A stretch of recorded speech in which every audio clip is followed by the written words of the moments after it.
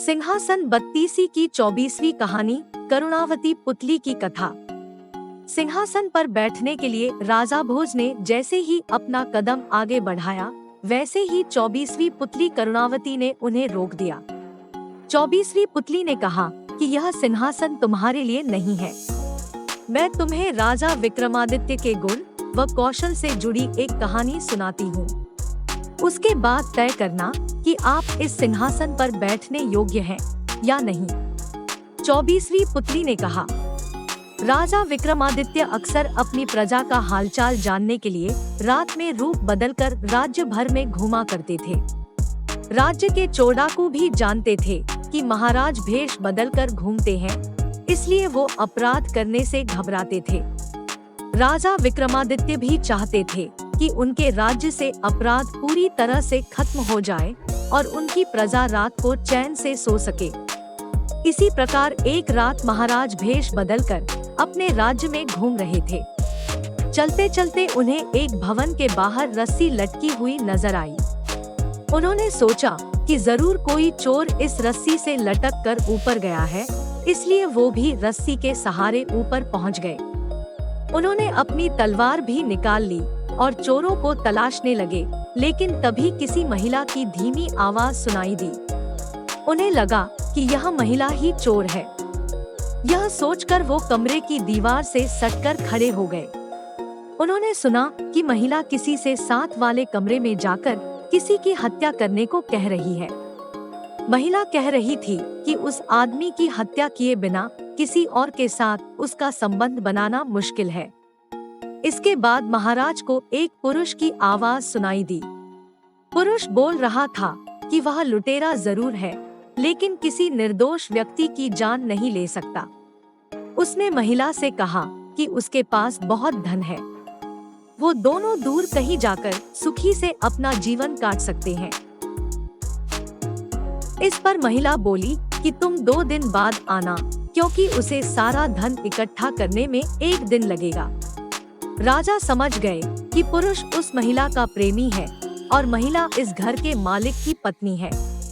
इसके बाद राजा उस रस्सी के सहारे नीचे आ गए और महिला के प्रेमी का इंतजार करने लगे। थोड़ी देर बाद जैसे महिला का प्रेमी रस्सी पकड़कर नीचे आया, तो राजा ने उसकी गर्दन पर अपनी तलवार रख दी और उसे अपना परिचय दिया। महाराज को सामने देखकर आदमी डर गया, लेकिन राजा विक्रमादित्य ने उसे वादा किया कि अगर वो सच बताएगा तो वो उसे मृत्युदंड नहीं देंगे। इसके बाद उसने अपनी कहानी महाराज को बताई। मैं बचपन से ही उस महिला से प्यार करता हूँ और शादी भी करना चाहता था। मेरे पिता बहुत बड़े व्यापारी थे, जिस कारण मेरे पास काफी धन था। फिर एक दिन समुद्री डाकुओं ने मेरे पिताजी का कीमती सामान से भरा जहाज लूट लिया, जिस कारण हम कंगाल हो गए और मेरे सारे सपने चकनाचूर हो गए। इससे मेरे पिताजी को इतना दुख हुआ कि उनकी मौत हो गई। इसके बाद मैंने समुद्री डाकुओं से बदला लेने का निर्णय लिया। कई सालों तक इधर उधर धक्के खाने के बाद आखिरकार एक दिन मुझे उनका पता चल ही गया। किसी तरह से मैं उनके गुट में शामिल हुआ और उनका विश्वास जीत लिया। अब जब भी मुझे मौका मिलता, मैं गुट के किसी न किसी सदस्य की हत्या कर देता। इस तरह से मैंने पूरे दल को खत्म कर दिया और उन्होंने लूट से जो पैसा इकट्ठा किया था, वह लेकर वापस घर लौट आया। घर आने के बाद मुझे पता चला कि जिसे मैं प्यार करता था, उसकी शादी राज्य के किसी धनी सेठ से हो गई है। एक बार फिर मेरे सारे सपने टूट गए। एक दिन मुझे उसके मायके आने के बारे में पता चला। फिर वो रोज मुझसे आकर मिलने लगी। एक दिन मैंने उसने कहा कि मेरे पास बहुत सारी दौलत है, लेकिन उसे मेरी बात पर विश्वास नहीं हुआ। उसने कहा कि अगर वो उसे 9 लखा हार लाकर दे तो ही उसे विश्वास होगा। आखिरकार मैं उसकी बात मानकर 9 लखा हार ले आया, लेकिन तब तक वो अपने पति के घर लौट गई थी। आज जब मैंने 9 लखा हार लाकर उसे पहनाया, तो उसने अपने पति की हत्या करने के लिए मुझे उकसाया, लेकिन मैंने करने से मना कर दिया, क्योंकि किसी निर्दोष की हत्या करना बहुत बड़ा पाप है। राजा विक्रमादित्य ने सच बोलने पर उसकी तारीफ की और समुद्री डाकुओं का सफाया करने के लिए उसे शाबाशी दी। साथ ही अपनी प्रेमिका की चतुराई नहीं समझ पाने के लिए उसे डांटा। राजा विक्रमादित्य ने कहा कि सच्ची प्रेमिकाएं प्रेमी से प्रेम करती हैं, उसकी दौलत से नहीं। साथ ही नौलखा हार मिलने के बाद अपने पति की हत्या के लिए उसे उकसाया। ऐसी निर्दय तथा चरित्रहीन महिला से प्रेम हमेशा विनाश की ओर ले जाता है। वह आदमी रोता हुआ महाराज के चरणों में गिर गया तथा अपने अपराध के लिए उसे माफ करने के लिए प्रार्थना करने लगा। राजा ने भी उसे मृत्युदंड नहीं दिया और उसकी वीरता और सच्चाई के लिए ढेरों पुरस्कार दिए। अगली रात राजा विक्रमादित्य उस महिला के प्रेमी का भेष बनाकर उस महिला के पास पहुँचे।